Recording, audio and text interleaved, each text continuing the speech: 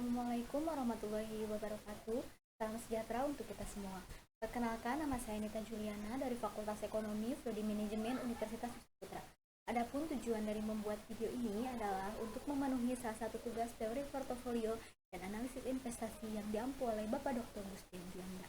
Baik, di sini saya akan sedikit menjelaskan materi tentang analisa teknikal. Pengertian analisa teknikal.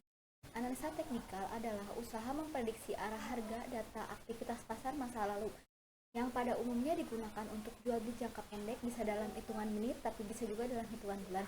Bisa digunakan di saham, forex, kripto, dan lain-lain. Yang pertama ada perilaku pasar. Perilaku pasar terbagi menjadi dua, yaitu ada analisa fundamental dan analisa teknikal.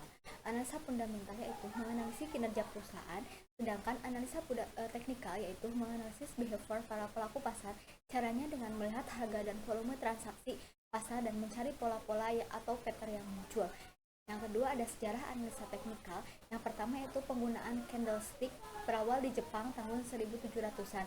Rekomendasi buku Moheja, seorang pedagang beras di tahun 1700-an, dia menggunakan candlestick untuk menganalisa pergerakan pasar. Yang kedua yaitu Dow Theory. Teori oleh Charles Dow menjadi dasar analisa teknikal modern.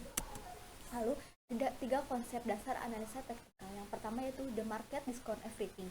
Pergerakan harga sudah mencerminkan semua faktor yang ada. Pasti kita mikir kayak gini, ini perusahaan laporan keuangannya bagus, kenapa malah turun ya? Kok naik terus? Kenapa gak gerak?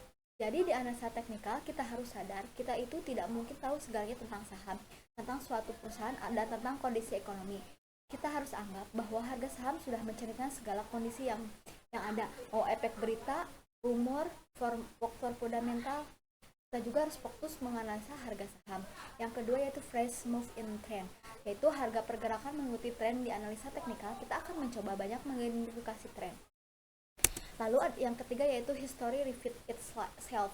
Sejarah itu akan berulang. Setelah bertahun-tahun ternyata perilaku manusia tidak pernah berubah, yaitu kadang rakus dan kadang panik, dan itu kelihatan di pola-pola terbentuk, yaitu berulang-ulang terus dari tahun ke tahun. Polanya itu lagi.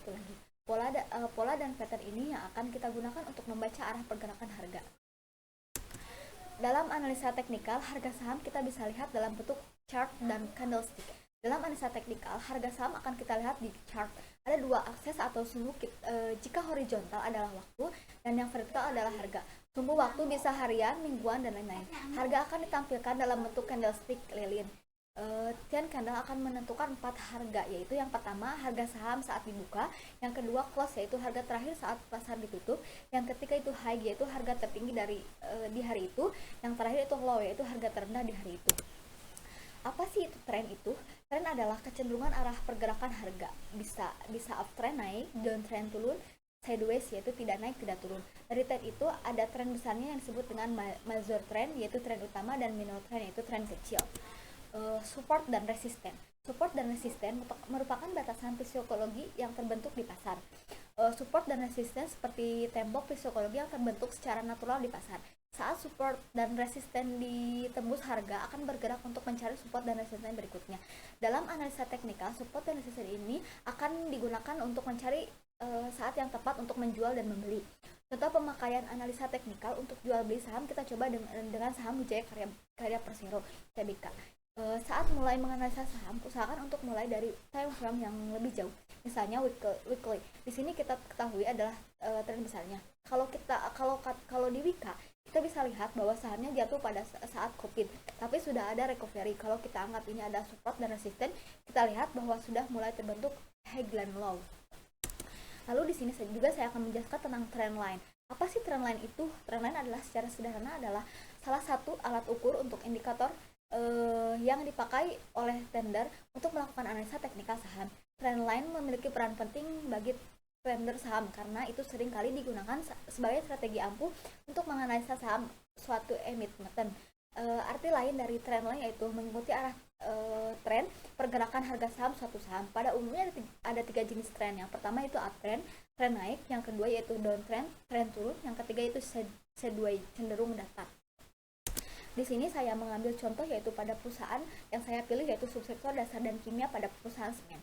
Di sini saya mengambil contoh trend line pada perusahaan SMBR yaitu Semen Batu Raja Tbk. Di sini bisa dilihat ya. Ini arah pergerakan saham ya, yang tadi sudah dicari di Yahoo Finance. Di sini saya akan menganalisa tren naik atau uptrendnya. Di sini teman-teman bisa lihat tren naiknya seperti ini ya. Dari titik kita bisa menentukan dari dua titik, titik pertama dan titik kedua, tidak bisa menentukan dari satu titik. Tren naik yaitu secara sederhana, tren naik adalah suatu kondisi di mana hanya harga saham cenderung naik jika ditarik dari titik terendahnya. Begitu meskipun begitu, ada persyaratan untuk menentukan apakah suatu saham sedang cenderung naik atau tidak. Saham yang uptrend harus memiliki sederet puncak atau lembah yang semakin meningkat. Bisa dilihat pada gambar di atas, di samping, perusahaan SMBR mengalami tren naik dari mulai bulan Februari akhir sampai Maret mengalami kenaikan 19 bar.